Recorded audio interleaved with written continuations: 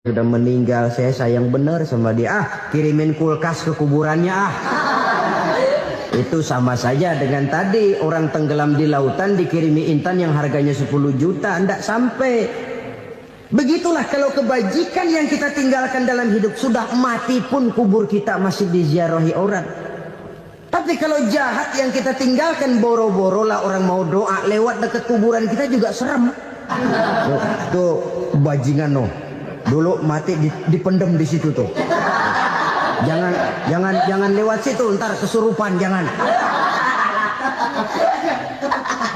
Lewat saja orang ngeri. Konon lagi membacakan Fatihah dan mengirimkan doa. Hidup pada hakikatnya adalah kesempatan untuk berbuat baik.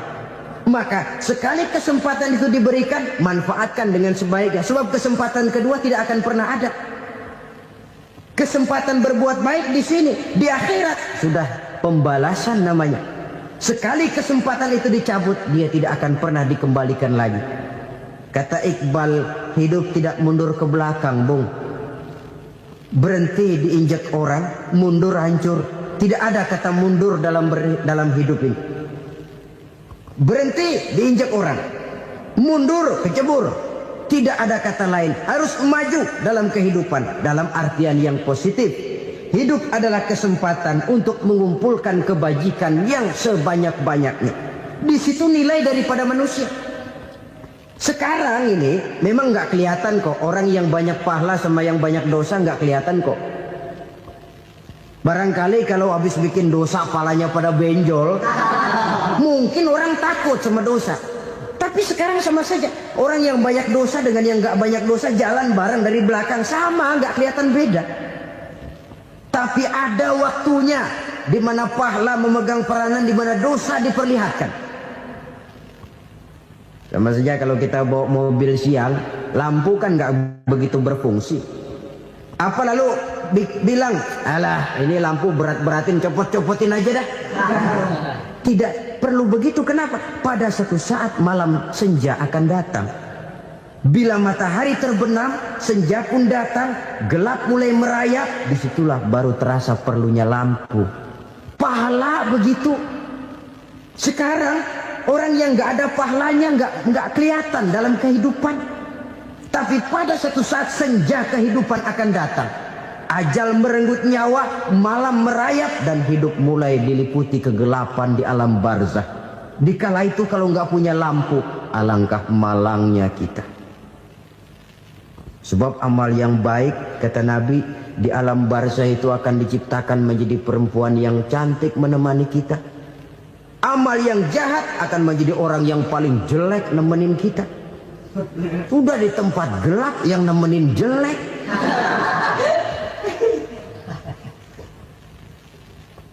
Kaum muslimin rahimakumullah.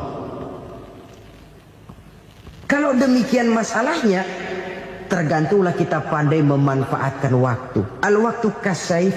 Waktu itu cepat sekali. Yang namanya waktu itu tahu-tahu. Tahu-tahu. Udah tahun 87. Tahu-tahu. Udah begitu. Tahu-tahu. Yang kemarin anak-anak, sekarang udah pada punya anak. Tahu-tahu saja itu. Begitu cepat waktu berlalu. Kalau tidaklah pandai kita memanfaatkannya, akan rugi kita.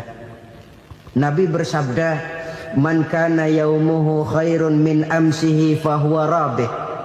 Barang siapa yang hari ini lebih baik daripada hari kemarin, itu orang untung. Hari ini lebih baik daripada kemarin. Bulan ini lebih baik dari bulan kemarin. Tahun ini lebih baik dari tahun kemarin. Itu orang yang beruntung. Tahun kemarin sembahyangnya maghrib doang, sekarang udah tambah isya.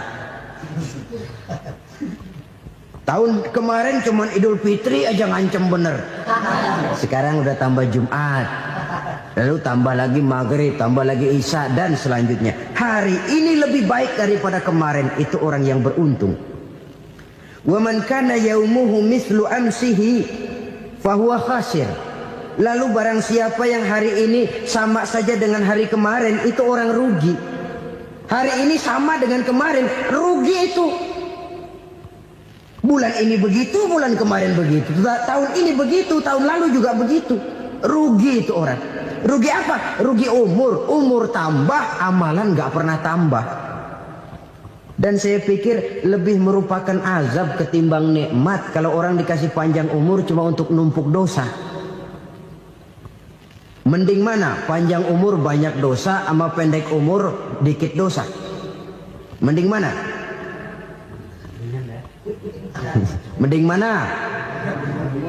Ya, paling mending tentu panjang umur banyak pahala. Tapi kalau tidak, sekali lagi, lebih merupakan azab ketimbang nikmat kalau orang diberikan panjang umur tapi cuma untuk sekedar menumpuk dosa. Kehilangan kesadaran bahwa dunia bukan terminal akhir dari satu perjalanan. Dia cuma halte di mana kita berhenti sebentar untuk menuju kepada terminal yang hakiki. Saudara-saudara kaum muslimin rahimakumullah. Inilah lampu yang akan menerangi kehidupan. Amal yang kita lakukan di dalam kehidupan. Jadi yang dimaksud dengan lampu yang terang, kebajikan yang kita kerjakan dalam hidup. Nah, setiap orang di awal tadi saya bilang ingin bahagia. Bahagia itu kan hakikatnya kumpulan senang dan selamat. Senang, selamat. Apa bedanya? Senang tapi tidak selamat, nggak bahagia. Selamat tapi nggak senang, nggak bahagia orang. Contoh, kalau orang korupsi, duitnya banyak, senang dia, tapi keselamatannya.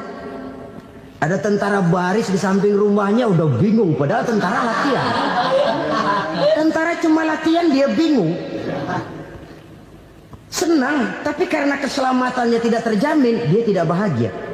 Sebaliknya pegawai negeri jujur benar cuma segaji-gajinya, selamat nggak korupsi, tapi melarat, ya nggak bahagia juga, kurang senang.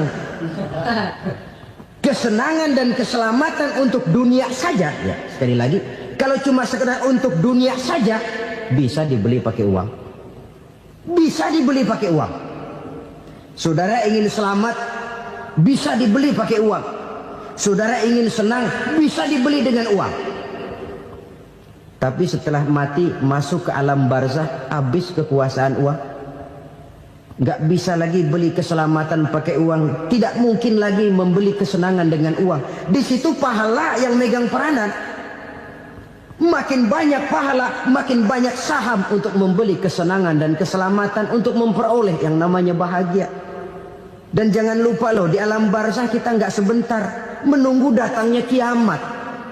Loh iya, kalau kita begitu dikuburin terus kiamat datang, untung. Tapi kalau masih harus 1000, 2000, puluhan ribu tahun yang akan datang, dalam satu penantian yang begitu lama, tanpa saham untuk memperoleh kebahagiaan, satu kemalangan yang tidak ada pernah putus-putusnya. Janganlah tergelincir oleh kebahagiaan sebentar yang menipu dengan mengorbankan kebahagiaan hakiki yang berjangka panjang. Apa artinya senyum sejenak kalau harus ditebus dengan tangis seumur hidup? Biarlah kita minum jamu, pahit memang, getir memang, tapi kan besok badan sehat. Daripada sekarang minum sirup, manis memang, enak memang, tapi bibir pada jontor besoknya.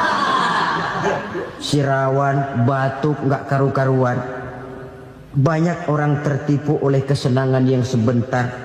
Padahal laisa kullu ma yalma'u zahaban. Belum tentu semua yang berkilat itu emas. Belum tentu semua yang gemerlap itu intan. Karena itu, marilah manfaatkan kesempatan yang diberikan Allah ini untuk mengumpulkan kebajikan yang sebanyak-banyaknya. Yang terakhir sekarang, yang keempat, tanda orang bahagia kata Nabi. Zaujatun salihah. Orang bahagia itu tanda yang keempat kata Nabi, punya istri biar cakep asal taat. Sudah surga itu gitu. Cakep taat. Istri kayak gitu, kalau belum mati jangan dikuburin dulu. Sudah cakep taat lagi. Tapi kadang-kadang enggak, udah jelek ngadat melulu. Apa yang mau dipilih? sebab itu Quran mengatakan istri pakaian untuk suami, suami pakaian untuk istri. Kenapa suami istri diibaratkan pakaian? Alangkah tingginya gaya bahasa Quran ini. Suami istri teman hidup, hidup perjalanan panjang. Sejak kita dalam rahim sudah ada hidup kan di sini. Sampai ke alam dunia, masuk ke alam barzah, kumpul di padang mahsyar, sampai menuju akhirat, itu perjalanan hidup. Carilah istri atau suami teman hidup yang membawa manfaat tidak hanya kehidupan di dunia ini, sampai di alam barzah, sampai di padang mahsyar. Suaminya mungkin meninggal lebih dulu atau istrinya mungkin meninggal lebih dulu. Tapi suami atau istri yang masih hidup berbuat kebajikan. Suami saya meninggal, ada hartanya, saya sedekahkan, niat pahala untuk almarhum suami saya. Ini teman hidup. Tidak dibatasi dan tidak bisa dipisahkan oleh maut sekalipun. Zohirnya mungkin pisah, badannya mungkin pisah, tapi hatinya, jiwanya, kebersamaannya dalam menghadapi kehidupan. Karena itu, saudara-saudara, bahasa Quran indah. Suami istri diibaratkan seperti pakaian. Apa fungsi pakaian? Pertama, pakaian jadi kebanggaan. Artinya suami harus menjadi kebanggaan istri, istri harus jadi kebanggaan suami. Yang kedua, pakaian itu kan fungsinya menutup aurat. Artinya sesama suami istri harus saling menjaga kekurangan masing-masing. Jangan malah sesama suami istri saling membongkar rahasia dan aibnya sendiri-sendiri. Istrinya diceritain jeleknya di mana-mana, atau suaminya dibongkar rahasianya di pasar umum. Itu sudah tidak lagi berfungsi sebagai pakaian. Kenapa semua ini diperlukan? Karena kita menyadari bangsa yang baik terdiri dari masyarakat yang baik. Masyarakat yang baik merupakan susunan dari warga yang baik. Warga yang baik adalah terdiri dari rumah tangga yang baik. Dan rumah tangga yang baik merupakan susunan dari pribadi yang baik. Dari situ langkah dimulai. Membangun satu bangsa yang baik diawali dengan membangun rumah tangga yang baik, dengan menciptakan pribadi-pribadi yang baik. Sehingga dari sini diharapkan berkembanglah nilai-nilai kebaikan. Orang akan bahagia mempunyai istri yang soleh. Kenapa? Tidak ada seorang suami bisa sukses jadi apapun dia, apapun profesinya. Dokter kah, kiai kah, mubalik kah, petani kah, pengusaha kah, pejabat tinggi kah. Tidak ada seorang suami yang bisa sukses tanpa peran serta istrinya. Walaupun memang peranan itu tidak begitu kelihatan, tapi sangat menentukan. Karena itu, saudara hadirin yang saya hormati, Islam sangat menghargai kaum wanita, memberikan kedudukan yang tinggi sepanjang tidak mematikan kodrat kewanitaannya. Nah, kalau sudah kesuksesan ini diawali dari rumah tangga, karier di masyarakat mudah untuk dikejar. Tapi keberantakan di rumah tangga merupakan kegagalan pertama di tempat lain. Selalu berusaha menyimpan sesuatu yang bisa membawa manfaat, baik untuk dirinya, untuk anak cucunya, maupun untuk keluarganya, untuk masa kini dan masa depannya. Kadang simpanan itu berbentuk uang, kadang berupa tanah, lain saat berbentuk pabrik, dan lain sebagainya. Sementara masa depan yang paling pasti adalah akhirat.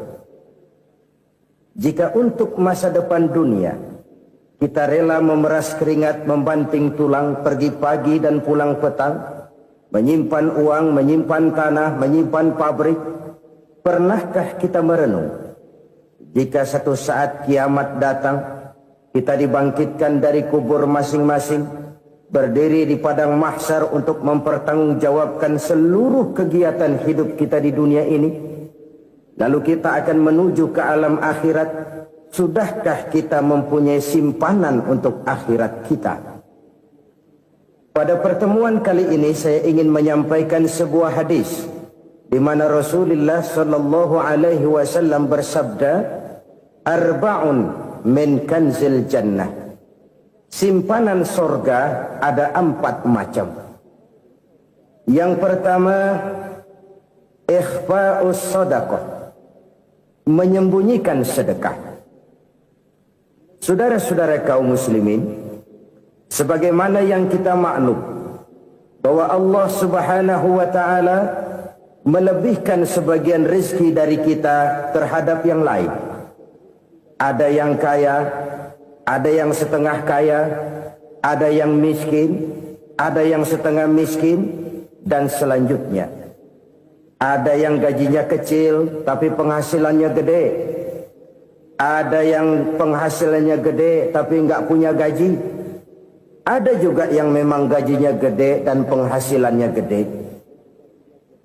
Kelebihan rezeki merupakan sunnatullah dan tidak harus membuat kita merasa lebih dari yang lain. Bahkan sebaliknya, kelebihan itu harus membuat kita ringan tangan untuk menolong mereka yang memang memerlukan pertolongan. Kalau saudara diberikan ilmu, maka pertanyaan akhirat cuma satu: ilmumu kau amalkan untuk apa? Kalau saudara diberikan umur yang panjang, pengadilan akhirat juga bertanya satu: umurmu kau habiskan di mana? Tapi kalau saudara diberikan harta, pengadilan akhirat akan bertanya dua: hartamu kau dapat dari mana? Kau belanjakan kemana? Dari mananya ditanya, dan kemananya juga ditanya. Oleh karena kita akan dimintakan pertanggungan jawab, maka amanah yang bernama harta ini harus kita gunakan dengan sebaik-baiknya. Ada penggunaan yang merupakan kewajiban, itu zakat namanya. Ada penggunaan yang sewaktu-waktu, itu infak namanya. Ada yang lebih sewaktu-waktu lagi, dan itu sedekah namanya. Zakat dia terikat oleh haul dan nisab, oleh putaran batas waktu dan ukuran dari harta itu sendiri. Sedangkan infak terikat oleh situasi dan kondisi perekonomian seseorang. Sedangkan sedekah tidak terikat dengan apapun. Dalam kondisi seperti apapun kita bisa melakukan sedekah dengan yang terkecil sekalipun. Sampai-sampai Rasulullah sallallahu alaihi wasallam mengajarkan, la tahqiranna minal ma'rufi syai'an walau an talqa akhaka biwajhin talik. Atau ada hadis, tabassumuka fi wajhi akhika laka sedekah. Senyumanmu kepada temanmu adalah sedekah. Jadi untuk melakukan sedekah tidak harus dalam berbentuk uang. Dengan ilmu kita bisa sedekah, dengan tenaga kita bisa bersedekah, dengan pikiran kita bisa bersedekah, bahkan senyum kepada teman itu pun sedekah. Jadi kalau sedekah dengan uang memang belum punya uang, nyengir aja banyakin. Itu asal pada tempatnya, jangan lalu ketemu tiang listrik cengengesan. Tentu tidak pada tempatnya dan tidak wajar. Nah, sedekah yang paling dicintai Allah adalah sedekah yang disembunyikan. Artinya jauh dari sifat riya. Kan kadang-kadang ada orang sedekah itu disebutkan namanya. Apa tidak bagus? Kalau memang niatnya ikhlas, ya bagus-bagus saja. Untuk memberikan sugesti kepada yang lain. Di Fulan bin Fulan nyumbang sekian, diumumkan. Boleh kalau niatnya untuk memberikan rangsangan kepada yang lain supaya dia menyumbang lebih besar dari orang tadi. Tapi kalau itu mendatangkan riya, maka sedekah yang paling dicintai Allah adalah sedekah yang disembunyikan. Tangan kiri saja tidak tahu apa yang diberikan oleh tangan kanan. Sedekah yang dilakukan dengan ikhlas akan merupakan perbendaharaan surga, tersembunyi dari pandangan orang lain, tidak seorang pun tahu. Karena memang sikap yang baik adalah melupakan kebaikan dan mengingat kesalahan. Itu salah satu ciri orang bahagia. Orang yang selalu mengingat kesalahannya dan berusaha melupakan segala kebaikannya. Kalau dia akan berada kebaikan, dia tidak bisa ikut, dia merasa rugi karena dia merasa belum pernah berbuat baik. Tapi kalau akan melakukan kesalahan baru, dia ingat kesalahan yang sudah-sudah, sehingga terhalang baginya untuk melakukan satu kesalahan baru. Demikianlah saudara-saudara, bahwa Allah melebihkan rizki sebagian kita dari yang lain, agar terjadi tolong-menolong dalam kehidupan ini. Jadi kesenjangan yang nature, kesenjangan yang alami, itu sunnatullah. Ada yang kaya, ada yang miskin, ada yang kelas menengah. Nah, kenapa lalu sekarang kita berusaha mengentaskan kemiskinan? Oleh karena adanya kesenjangan struktural. Kalau yang kaya bisa semakin kaya, kenapa yang miskin tidak bisa naik jadi ikut sedikit kaya? Sebab pada dasarnya Islam adalah agama yang sejak turunnya sudah berupaya memerangi kemiskinan. Bahkan dikatakan kemiskinan itu mendekatkan kepada kekufuran. Orang kalau miskin udah dekat banget sama kafir. Gampang menjadi kafir. Berapa banyak saudara-saudara kita yang oleh karena soal perut, oleh karena soal materi, terpaksa meninggalkan dan menanggalkan akidahnya. Menjual petunjuk yang diberikan Allah dengan kesenangan dunia yang cuma sebentar ini. Na'udzubillah, thumma na'udzubillah. Jadi makin kita sembunyikan satu sedekah, semakin banyak perbendaharaan kita di surga. Sedekah yang paling dicintai Allah adalah sedekah yang disembunyikan. Malahan ada seorang sufi, dia punya kebiasaan kalau pergi sholat Jumat, dia bawa uang. Itu uang dia taruh di bawah tikar masjid. Dia niat sedekah kepada siapa saja yang nemuin itu duit. Maksudnya apa? Supaya yang nemuin nggak tahu siapa yang punya duit. Demikian dia saking ingin menyembunyikan sedekahnya. Karena sifat ria itu bisa memakan amal kita sendiri. Ria itu termasuk menyebut-nyebut kebaikan kita. Orang yang suka nepuk dada, sedikit-sedikit ngitungnya kalau nggak gua. Tuh kalau nggak gua tuh.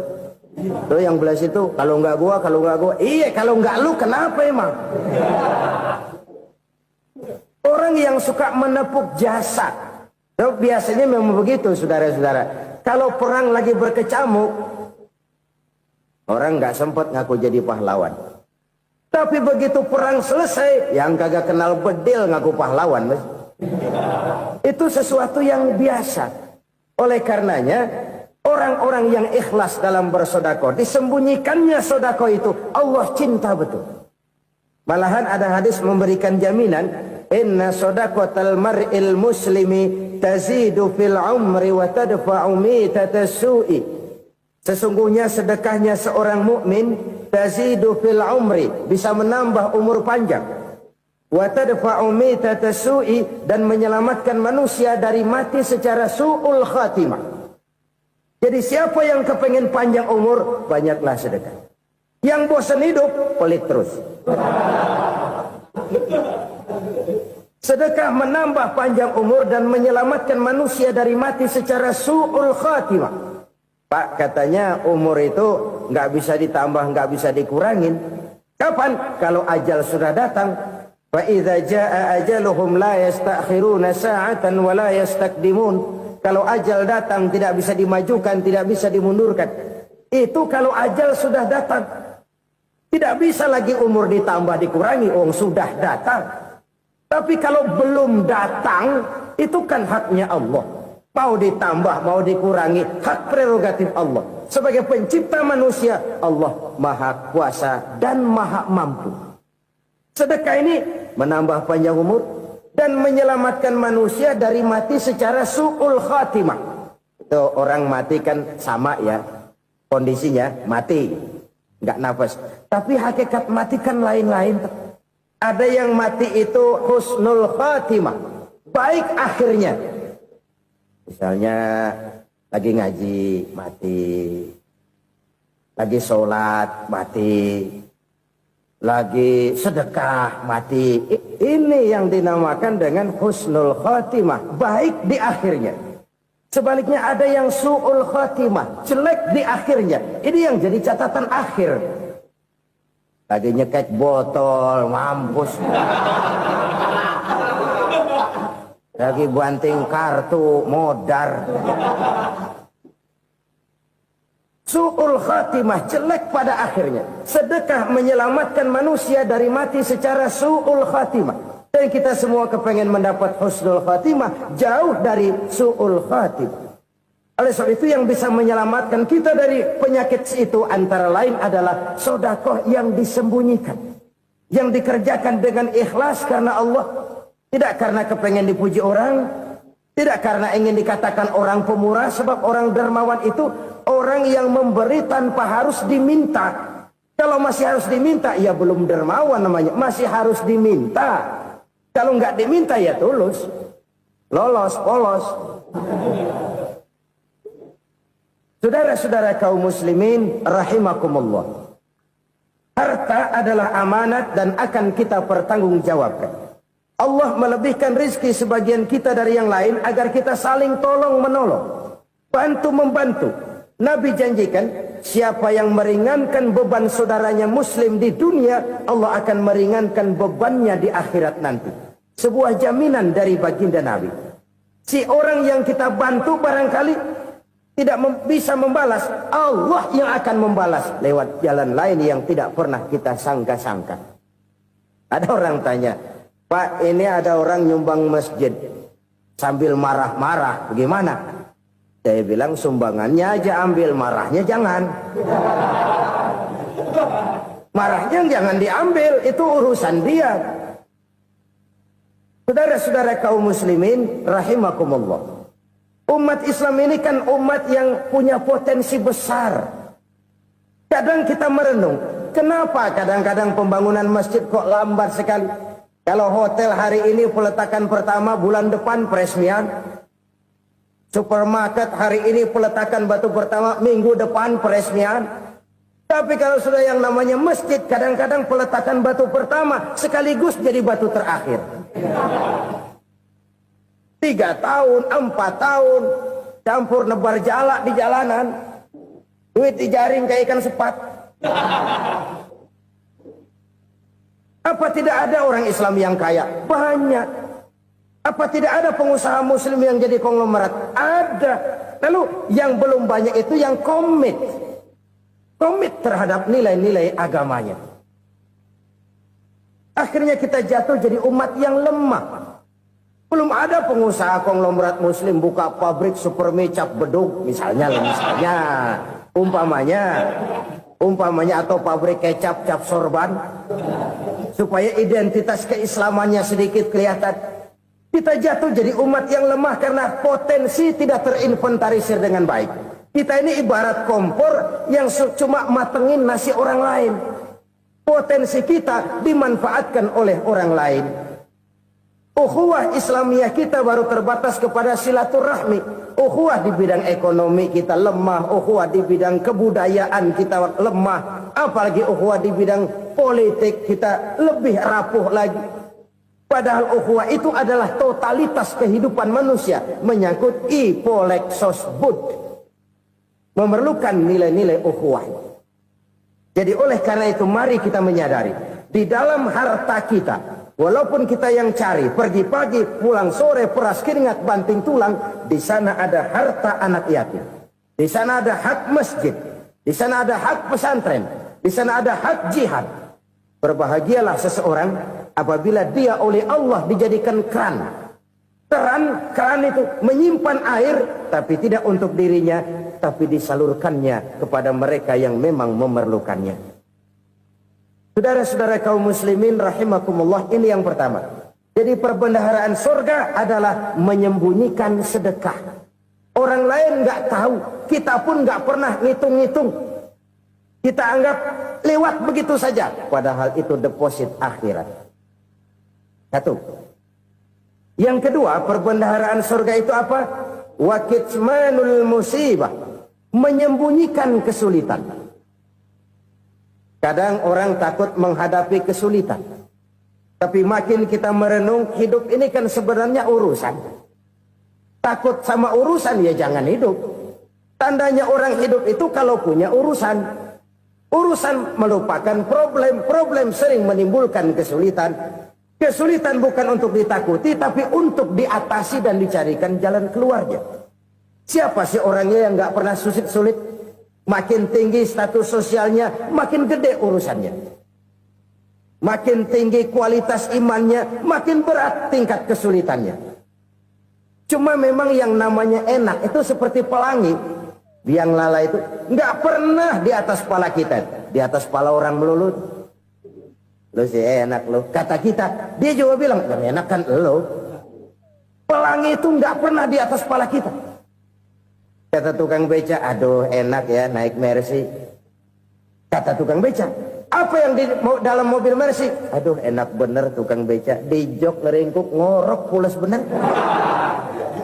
Saya kamar pakai AC, sejuk, tempat tidur sutra, empuk, alga, spring bed, gula kulik, nggak bisa pules kalau belum minum Valium, belum tidur. Enak bener tukang beca, di jok ngorok nggak tahu wetan kulon.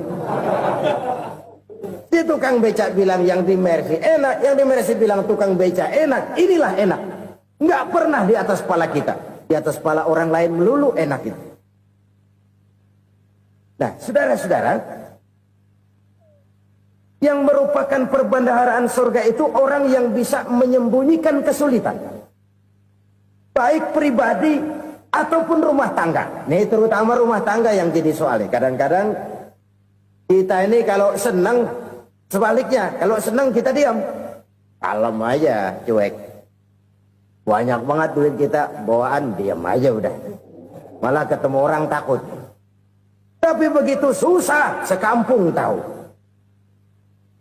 Padahal Nabi mengajarkan perbendaharaan surga itu menyembunyikan musibah, menyembunyikan kesulitan. Kalau enak, cerita sama orang-orang. Kalau nggak enak, rasain sendiri, tekan sendiri, atasin sendiri. Kita kan sebaliknya. Senang kita diam, asal lagi susah, paling tidak kita nyari teman buat cerita kesusahan. Siapa orangnya yang nggak pernah susah? Cuma soalnya bagaimana kita mengatasi kesusahan itu sendiri. Begitu juga misalnya kalau orang sudah berumah tangga, itu orang tuanya harus menjadi tempat dia cerita yang enak-enak saja. Yang nggak enak rasain berdua, selesaikan berdua, atasin berdua. Jangan dibalik. Asal senang diam, giliran susah aja. Maknya laporan. Terbalik. Bisa menjaga security informasi. Maka nama bayam keluar diam, malah seluitan. Enak amat lo makan daging ayam. Security informasi. Saudara-saudara kaum muslimin rahimakumullah. Ujian yang terberat itu yang pernah diberikan kepada para nabi, para rasul, para aulia, para ulama. Makin tinggi keimanan, makin berat bentuk kesulitan. Ayo saya kemukakan satu contoh saja. Ada seorang nabi yang kaya, nabi kaya, namanya Nabi Ayub. Iblis kalau orang begini kan keki, ibadahnya rajin, kaya. Nih yang kayak begini susah digodain. Kalau ibadahnya rajin, miskin, kali bisa disogok. Sini imannya mantap, ibadahnya rajin, kaya, nabi lagi. Oh, tapi namanya iblis, nggak kurang akal. Laporan, Tuhan, kenapa Les? Ya ini bahasa saya, bahasa Qurannya sih nggak gitu. Itu hambamu yang namanya Ayub, dia rajin ibadah cuma karena dikasih kaya aja. Coba kasih miskin dia, berhenti dia sembahyang. Ah, kamu bisa aja. Saya tahu Ayub itu hambaku yang ikhlas. Saya buktiin Tuhan, silahkan. Dibuktiin lah, iblis turun ke alamin. Yang mula-mula dia lakukan, dia rusak sawah ladang Nabi Ayub. Dia binasakan binatang ternak Nabi Ayub. Sehingga dalam waktu singkat, jatuhlah Nabi Ayub dari orang paling kaya, jadi orang paling miskin. Beliau masih ibadah di mihrab dalam masjid. Datang iblis. Saudara Ayub, ya. Lagi ngapain? Ibadah. Nyembah Allah, nyembah Allah. Oh, percuma. Kenapa? Tuhan yang ente sembah nih, dia udah bikin miskin ente.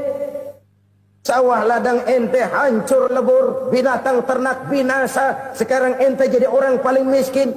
Ngapain nyembah Tuhan kayak begitu? Tekor. Udah berhenti dah ibadah, berhenti ibadah. Ini iblis sama Tuhan laporannya lain, yang dikerjakan kepada Nabi Ayub juga lain. Benar begitu iblis kata Nabi Ayub? Iya, sawah ladang saya habis, buras. Binatang ternak saya binasa, binasa. Saya miskin, bangpak. Apa jawab Nabi Ayub? Bukan innalillahi, ya ini hebat.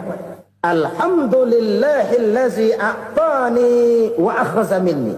Segala puji bagi Allah yang telah memberikan harta kepada saya dan sekarang mengambilnya lagi. Alhamdulillah. Allah yang ngasih, Allah yang ambil. Itu mah urusan Allah. Iblis cuman ibadah jalan terus, sujud lagi Nabi Ayub. Iblis seleher gondok banget. Dasar Nabi nggak mempan dia apa-apain. Miskin malah alhamdulillah. Allah yang ngasih, Allah yang ambil.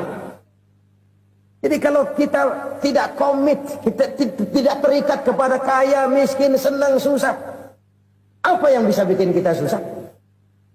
Jadikan kekayaan, kemiskinan, jadikan senang, susah sebagai anak buah yang bisa kita atur.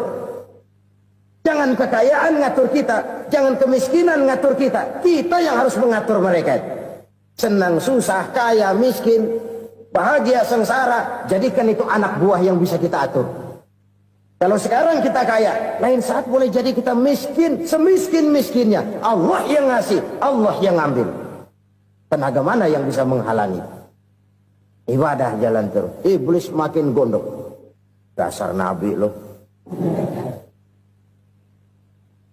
Akhirnya apa? Nabi Ayub dikerjain, diberikan penyakit. Demikian fatal penyakitnya. Bayangin, udah miskin sakit. Masya Allah. Miskin sakit. Sakitnya nggak lama, kira-kira 16 tahun. Istrinya 3, 2 mental minta ceraiin. Ngerawatin laki bengek begini. Senang belum tentu, susah udah pasti nih. Cerai aja, cerai dah. Cerai. Tinggal satu Siti Rahmah yang setia menemani beliau. Sesetia-setianya hati perempuan. Satu saat Siti Rahmah bilang, "Bang, iya, abang kan Nabi bang. Lalu namanya Nabi kan doanya jarang meleset bang. Maksud kamu minta kenapa sih sama Tuhan biar abang sembuh baik dah bang?" Siti Rahmah, iya. Saya sakit berapa tahun sih dah? 16 tahun bang. Sebelum ini saya sehat berapa tahun? Ya kira-kira 60 tahun bang. Nah coba ente banding-bandingin Rahmah. Saya dikasih sehat 60 tahun. Dikasih sakit 16 tahun. Sudah nggak sabar. Mau doa kepada Allah minta sembuh. Saya malu. Malu kepada Allah. Diuji dengan yang luar biasa seperti ini. Tidak mengganggu stabilitas kehambaannya. Dia tetap menghamba kepada Allah subhanahu wa ta'ala. Saudara-saudara kaum muslimin rahimakumullah. Kunci menghadapi kesulitan itu apa? Allah jelaskan dalam satu ayat, wa basyiris sabirin alladzina iza asabathum musibah qalu inna lillahi wa inna ilaihi raji'un. Gembirakan orang-orang yang sabar. Siapa mereka itu? Yang apabila mendapat musibah mereka kembali kepada keyakinan dasar. Segalanya dari Allah dan segalanya akan kembali kepada Allah. Ini konsepsi dasar dari sikap muslim dalam menghadapi berbagai kesulitan. Segalanya dari Allah, segalanya akan kembali kepada Allah. Kalau ini sudah kondisi dasarnya, maka kita akan lapang menghadapi kenyataan bagaimanapun pahitnya. Apakah itu namanya miskin, apakah itu namanya sakit, bahkan maut sekalipun. Maut sekalipun. Segalanya dari Allah, segalanya akan kembali kepada Allah. Ini sikap hidup, bukan sekedar ucapan. Kita kadang-kadang menjadikannya sebagai ucapan. Mulutnya sehingga berhenti, innalillahi wa inna ilaihi raji'un. Tapi nangisnya terus gerung-gerungan. Bukan itu, ini kesadaran moral. Kalau segalanya dari Allah, segalanya kembali kepada Allah. Kan sebenarnya cuma nunggu giliran. Hari ini saya nyembayangin dia. Entah hari apa saya disembayangin orang. Hari ini saya antar dia ke kubur. Entah hari apa orang nganterin saya ke kubur. Hari ini saya tahlilkan dia. Entah nanti kapan orang tahlilkan saya. Segalanya dari Allah. Segalanya akan kembali juga kepada Allah. Oleh sebab itu saudara-saudara, kesulitan bukan untuk ditakuti. Kesulitan justru untuk diatasi. Dicarikan jalan keluarnya. Dan tidak ada orang yang tidak pernah mendapat kesulitan. Tidak ada. Semakin tinggi status sosial, semakin tinggi kualitas keimanan, semakin besar juga tingkat kesulitan. Hanya saja bagaimana cara kita mengatasinya. Dan Al-Quran menyatakan, inna ma'al usri yusra. Di balik kesulitan itu pasti ada kemudahan. Roda itu berputar. Karena itu Rasulullah sallallahu alaihi wasallam mengingatkan kepada kita, ta'arraf ila Allah fir raha ya'rifka fis syiddah. Ingatlah kepada Allah di waktu kamu senang, supaya Allah ingat kepada kamu di waktu kamu susah. Kalau waktu senang kita ingat kepada Allah, kita susah, Allah tidak akan meninggalkan kita. Tapi kalau waktu senang kita jauh dari Allah, sujud tidak sempat, dengan masjid jauh, ketika senang kita lupakan Allah. Nanti begitu kita susah, Allah lupakan kita. Dan itu menyakitkan. Oleh karena itu orang-orang tua kita dulu bilang, kalau lagi sehat ingat-ingat lu bakal sakit nanti. Kalau lagi kaya ingat-ingat satu saat kita bakal jatuh miskin. Bahkan kalau lagi muda ingat-ingat kita bakal tua. Dan yang terpenting, kalau lagi hidup ingat-ingat kita bakal mati. Saudara-saudara kaum muslimin rahimakumullah. Jadi yang kedua yang merupakan perbendaharaan surga, menyembunyikan musibah. Saudara-saudara kaum muslimin rahimakumullah. Hal ketiga yang merupakan perbendaharaan surga adalah wasilatur rahmi. Orang yang suka bersilaturahmi. Sebagaimana yang kita maklum bahwa manusia adalah makhluk yang disebut zon politika. Makhluk sosial yang tidak mungkin hidup sendiri-sendiri. Betapa dan siapapun kita memerlukan orang lain. Bodoh betul manusia kalau tinggal di tengah masyarakat tapi tidak mau bermasyarakat. Merasa hebat sendiri, pinter sendiri, gagah sendiri, kaya sendiri. Mungkin kalau mati juga ngubur sendiri. Jangankan kita di sini. Di sorga saja Nabi Adam waktu sendirian bengong melulu, mondar mandir. Allah tegur dam sepi dam. Ya ini kalau bahasa saya. Iya Tuhan sepi ini nggak ada coret-corekan pisan ini. Diciptakan Siti Hawa baru anteng Nabi Adam. Itu di sorga. Cobalah. Umpamanya saudara tinggal di Jakarta nih. Kayak bener. Apaan aja di Jakarta punya saudara dah. Jembatan Semanggi ambil. Monas buntel bawa pulang. Hotel-hotel ambil semua. Cuman tinggal di Jakarta sendirian. Apa enaknya? Betapa dan siapapun kita perlu orang lain. Tidak ada seorang pun yang bisa memenuhi kebutuhan hidupnya secara sendiri-sendiri. Nah, Islam telah menyelamatkan manusia dari ras diskriminasi. Mengikat manusia dengan persaudaraan yang berlandaskan kepada akidah. Karena itu dianjurkan bersilaturahmi. Bahkan Nabi menyatakan, Man arada ayyubsata lahu fi rizkihi wa yunsa'a fi atharihi falyasil rahimah. Siapa yang kepengen diluaskan rezekinya dan dipanjangkan usianya, banyaklah ia bersilaturahmi. Siapa yang kepengen dimudahkan rezekinya, hendaknya ia banyak bersilaturahmi. Kalau banyak teman, kesulitan kan paling tidak ada tempat cerita. Udah susah, sendirian kita pikirin diri, nggak ada tempat tukar pikiran. Cepet banget sama bengek. Dilawan sendiri. Nah, secara makro kita bisa berkata, tidak mungkin ada kemenangan kalau tidak ada kekuatan. Tidak ada kekuatan kalau tidak ada kesatuan dan persatuan. Tidak mungkin ada kesatuan dan persatuan tanpa semangat silaturahmi. Kalau umat Islam mau menang, dia harus kuat. Kalau umat Islam mau kuat, dia harus bersatu. Kalau umat Islam mau bersatu, dia harus membudayakan silaturahmi ini. Bahkan sampai-sampai kata Nabi, kalau bisa cari nilai tambah. Apa? Silman qata'ak. Bersilaturahmilah kau kepada orang yang marah denganmu. Masya Allah, indahnya ajaran agama kita. Orang yang marah pun kepada kita, kata Nabi, kalau bisa bersilaturahmilah kepadanya, kepada orang yang marah itu. Di situ nilai tambah. Cuman jujur nih hadis, ngucapinnya gampang, ngamalinnya yang berat banget. Orang marah sama kita, kita disuruh silaturahmi, ada apa malu? Lu marah, ada gue marahan lagi. Tunggu pikirin. Saudara-saudara kaum muslimin rahimakumullah. Tapi ini yang diajarkan, bahkan ini yang dicontohkan oleh baginda Rasul. Bagaimana begitu mudah, misalnya satu saat Abu Jahal ini ngatur strategi bagaimana bikin Muhammad celaka. Dia gali lubang di depan tempat tidurnya. Dia tutupin daun korma. Terus dia panggil seseorang, ke sini. Kasih tahu Muhammad, pamannya sakit keras, minta ditengokin. Berangkat orang ini ke sana. Muhammad, labbaik. Pamanmu sakit keras, dia minta ditengokin. Baik, saya akan datang menjenguk beliau. Berangkatlah Nabi ke rumah Abu Jahal tanpa prasangka apapun. Abu Jahal udah pasang setil. Selimut 3 rangkap setengah dipakai. Persis kayak orang meriang. Tapi sembari ngintip dari balik selimut. Begitu Muhammad buka pintu, nah, masuk perangkap nih.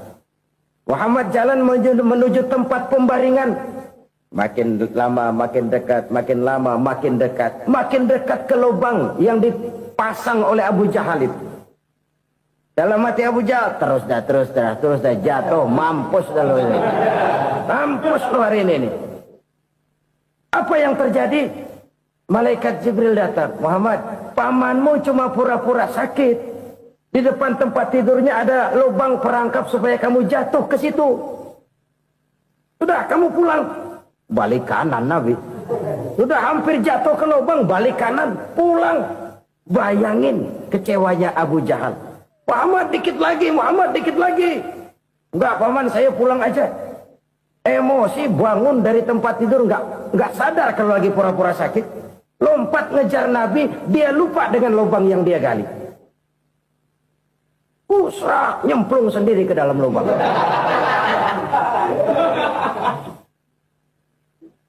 Nabi terus berlalu. Ini terjadi keanehan. Jatuh ke lubang yang dia gali itu sebenarnya nggak terlalu dalam ya. Antara 3-4 meteran lah. Tolong, saya jatuh ke lubang ini. Datanglah pelayan-pelayannya itu. Angkat saya dari sini. Oh, yang ngulurin tambang. Satu gulung, belum juga nyampe itu tambah. Kurang, beli lagi ke warung. Sambung, ulur lagi, enggak juga bisa sampai. Wah, ini kerjaan Muhammad ini. Tolong, siapa salah seorang kamu ke rumah Muhammad? Kasih tahu, encangnya kecebur. Minta ditolongin. Sampaikan kepada Rasul. Kenapa? Pamanmu jatuh ke lubang, Muhammad minta tolong diangkatin. Tambang udah nyambung-nyambung gak nyampe juga. Ya, nanti saya datang, saya tolong. Coba. Nyata-nyata orang berniat jahat mau mencelakakan dia. Datang dia menolong. Ini yang disebut air tuba dibalas air susu ya ini. Bukan sebaliknya. Air tuba dibalas air susu. Paman, kecebur ya? Iya Muhammad, tolong ini. Pegang tangan saya. Nabi ulurkan tangannya, nyampe, dipegang oleh Abu Jahal, diangkat ke atas, sampai atas. Apa kata Abu Jahal? Sihirmu memang hebat Muhammad. Udah ditolongin dikata sihir, yang enak kita kemplang kan itu orang begitu.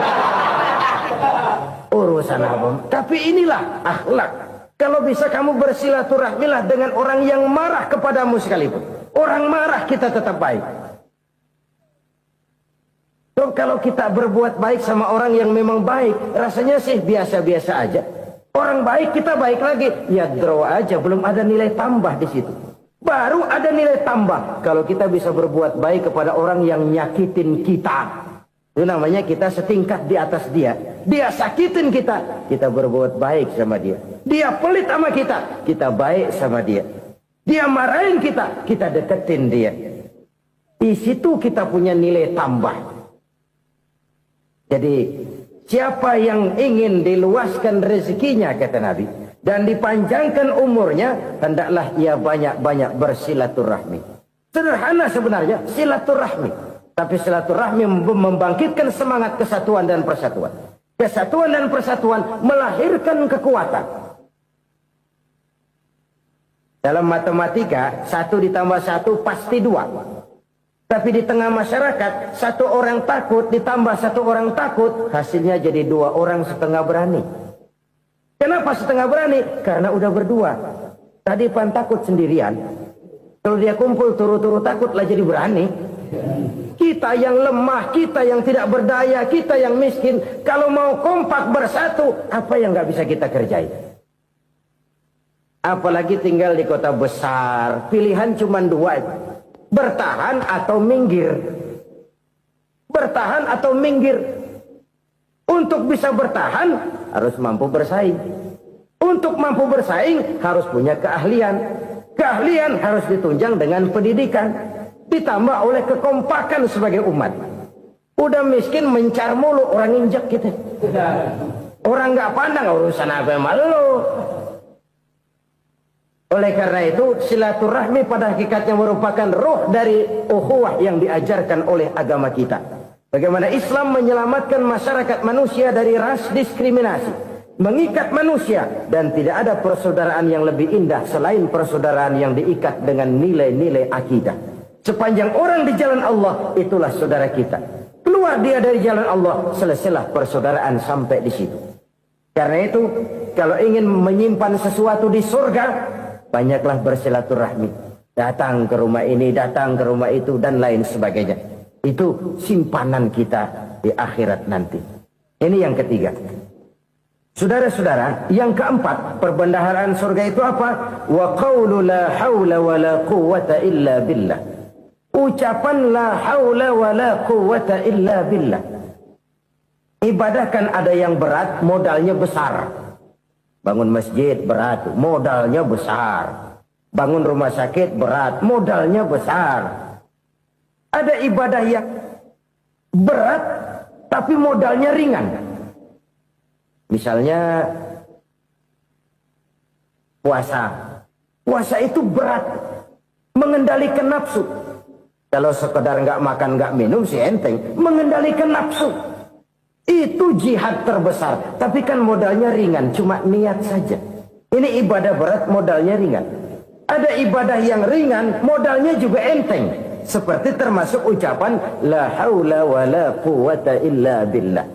Tanpa sadar, la haula wa la quwwata illa billah. Nyelengin tuh di surga. Nyelengin, kita nggak terasa, nyelengin simpanan akhirat. La haula wa la quwwata illa billah. Nyimpan lagi. Kaget, la haula wa la quwwata illa billah, nyimpan lagi, banyak simpanan. Walaupun sebenarnya yang dimaksud di sini adalah kesadaran batin bahwa tidak ada daya dan kekuatan kecuali Allah. Itu intinya. Kita memulai pekerjaan disunahkan baca bismillah, kan begitu. Apa itu? Kesadaran moral.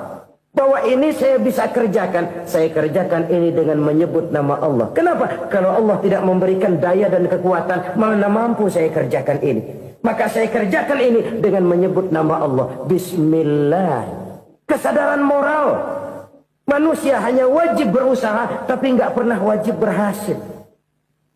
Banyak hal-hal yang kalau kita renungkan secara rasio, nggak mungkin.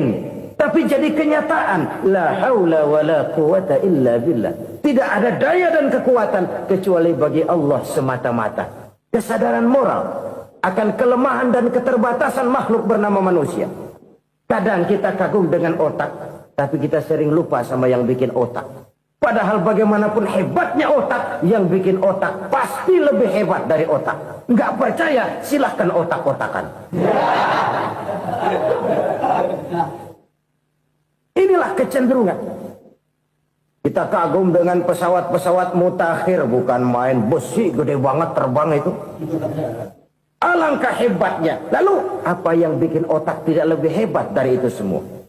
Kita puji laut, apa yang bikin laut tidak lebih hebat dari laut itu? La haula wa la quwata illa billah. Tidak ada daya dan kekuatan kecuali Allah. Apa yang bisa kita lakukan kalau tidak karena daya dan kemampuan yang diberikan oleh Allah kepada kita? Lahirlah sikap tawadu, rendah hati, tidak melonjak menjadi angkuh dan sombong, sadar akan kelemahan dan keterbatasan diri. Sebagai makhluk yang diciptakan oleh Allah Subhanahu wa taala. Jadi satu sisi ini ucapan yang berpahala, la haula, jadi wiridan. Pada sisi lain ini kesadaran moral, sikap mental, kesadaran batin bahwa yang punya daya dan kekuatan itu cuma Allah. Kita nggak pantas untuk sombong, sebab sombong itu pakaiannya Allah. Kita nggak sedang pakai pakaian Allah, kegedean. Dan makin kita renungi, makin terbentur. Apa sih yang bisa kita sombongin? Kita mau sombong apa? Kaya, pintar, itu kan semua relatif. Di atas langit masih ada langit lagi. Jadi oleh karenanya, marilah kita menyadari. Manusia hanya wajib berusaha, tapi tidak pernah wajib berhasil. Yang berusaha saja tidak wajib berhasil, apalagi yang tidak berusaha. Islam bukan agama orang pemalas yang selesai sholat lalu endelohom, enggelenggem ayem-ayem. Tapi Islam bukan agama orang sombong yang setelah berusaha lalu tidak memerlukan Allah. Kita bisa saja bikin proyeksi, tahun sekian kita bakal panen besar menurut perhitungan otak. Tapi ada kejadian lain. Apa? Tikus ngambek. Habis itu dimakanin tikus, panen gagal. Proyeksi rasional gagal oleh tikus-tikus yang ngambek itu. Bisa saja terjadi. Tahun depan kita panen besar. Urung. Kenapa? Musim panas panjang. Dan sekarang ini koran-koran bikin berita musim mengalami penyelewengan. Bukan cuma manusia yang nyeleweng sekarang. Musim pakai nyeleweng. Mestinya kan musim hujan udah selesai. Masih hujan-hujan juga. Musim.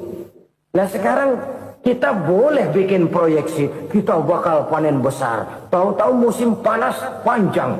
Sawah retak, air kering. Cari teknokrat yang paling botak. Suruh pendekin tuh musim panas. La haula wa la quwata illa billah. Inilah kesadaran moral. Saudara, saya teringat satu saat ada seorang konglomerat. Umurnya ya kira-kira 70-an. Satu saat dia ditanya oleh wartawan, "Pak, umur Bapak berapa sih?"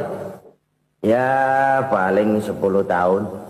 10 tahun? 10 tahun? Anak Bapak berapa orang? Satu saja? Satu. Harta Bapak berapa? Ya paling-paling bangsa 7 juta kali. 7 juta? Iya. Pak, kenapa Bapak bohongi saya? Bapak punya buku biografi. Koran-koran, majalah-majalah banyak memuat cerita riwayat hidup Bapak. Saya tahu umur Bapak 70. Kenapa bilang cuma 7 tahun? Saya tahu anak Bapak 8. Kenapa cuma bilang 1? Saya tahu harta Bapak miliaran, mungkin triliunan. Pabrik di mana-mana, bank di mana-mana. Kenapa bilang uang Bapak cuma 7 juta? Nah, kata si konglomerat tadi, kamu benar nak, kamu benar. Umur saya kalau jumlahnya memang 70 nak.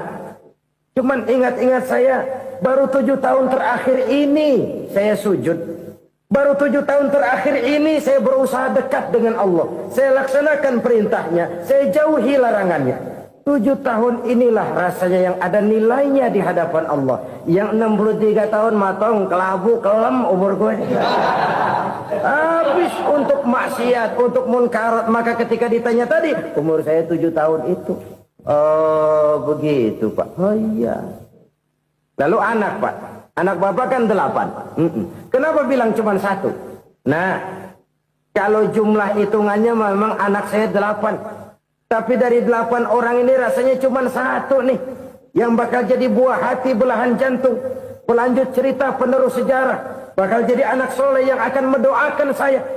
Cuma satu rasanya anak saya ini yang bakal jadi buah hati saya, besar-besaran saya, yang akan mendoakan di kubur saya, yang akan mendoakan di akhirat saya.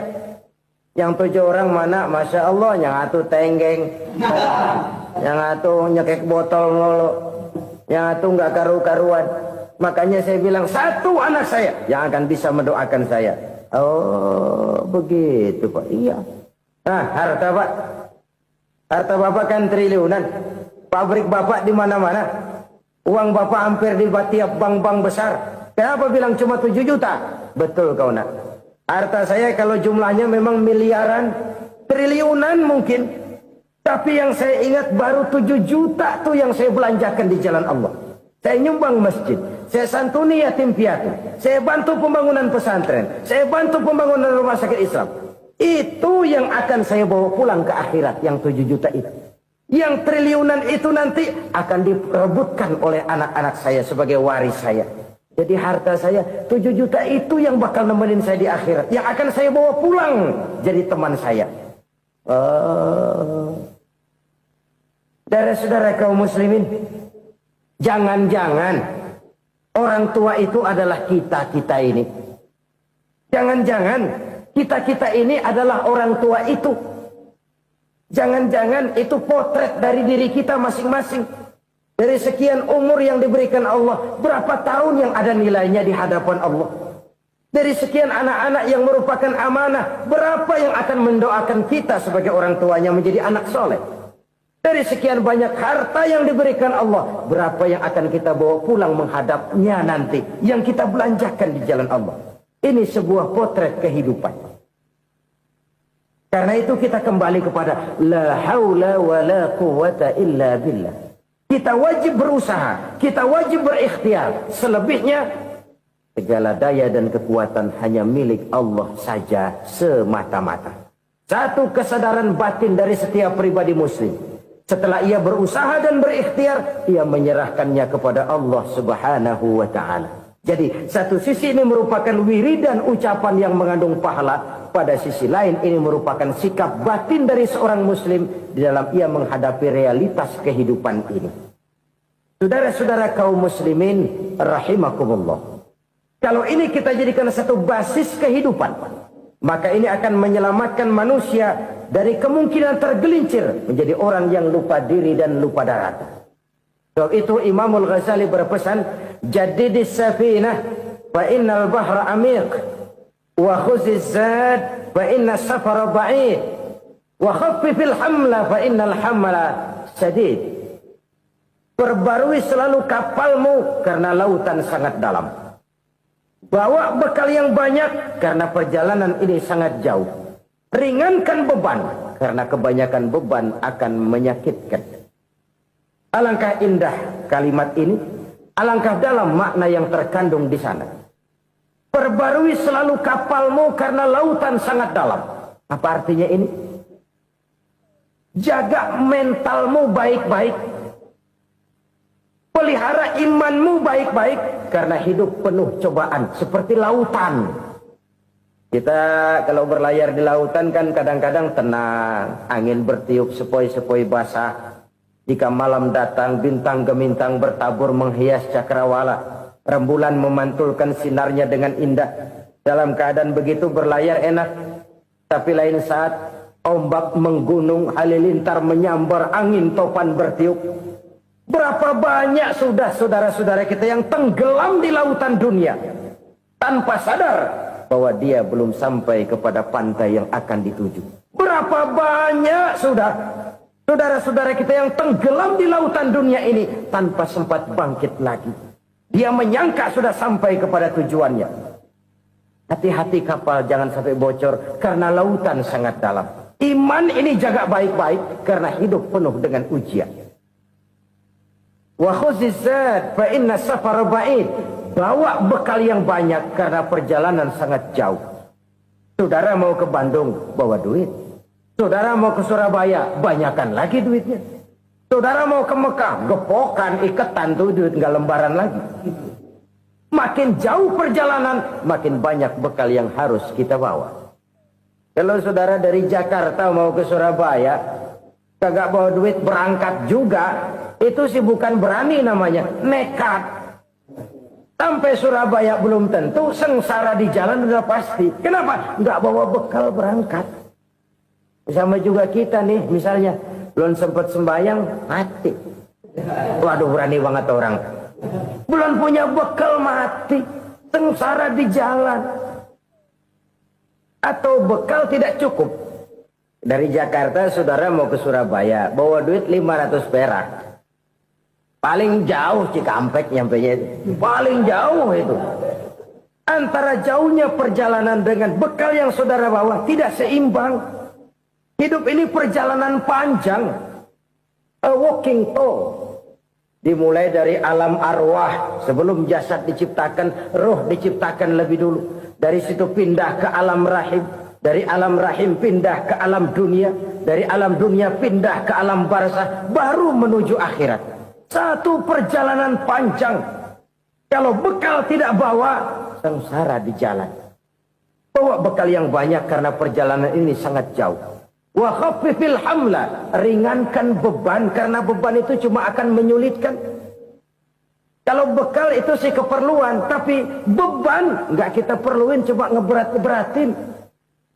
Apa ini beban? Dosa, kecurangan, kebatilan, kesoliman, ketidakadilan, kesewenang-wenangan. Itu akan jadi beban kita di akhirat. Alangkah celakanya, perjalanan panjang, bekal tidak bawa, beban kelewat banyak, alamat sengsara di jalan. Pahala tidak ada, dosa berlipat ganda. Na'udzubillah, summa na'udzubillah. Kalau kita rangkum nasihat Al-Ghazali dengan kisah si konglomerat tadi, kita akan mengambil kesimpulan.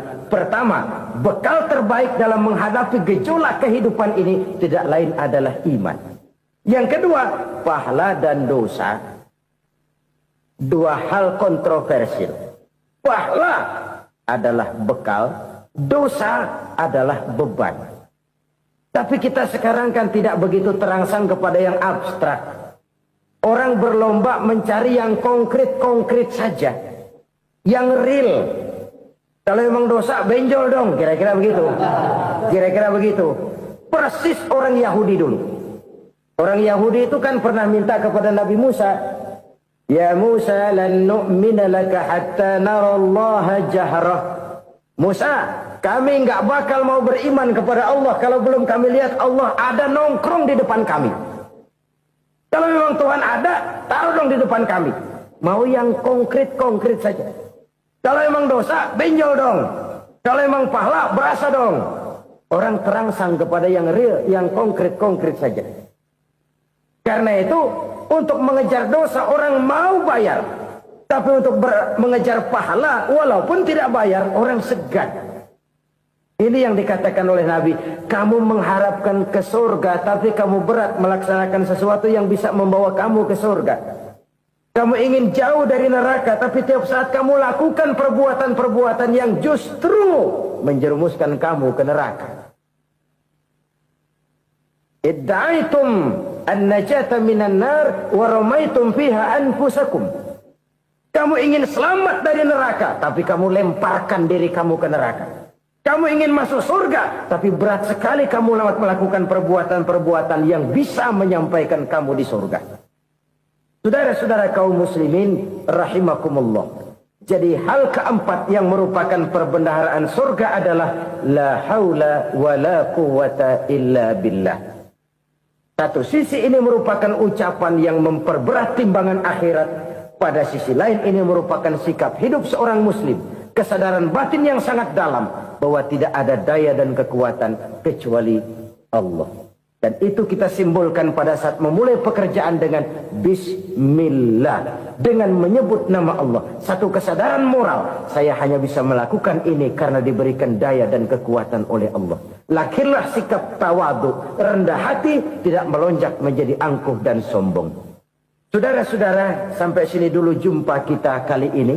Semoga 4 perbendaharaan surga ini dapat kita lakukan, yang kelak akan merupakan bekal kita di kemudian hari nanti. Amin ya rabbal alamin. Terima kasih atas segala perhatian, mohon maaf atas segala kekurangan. Usikum wa iyaya bitaqwallah.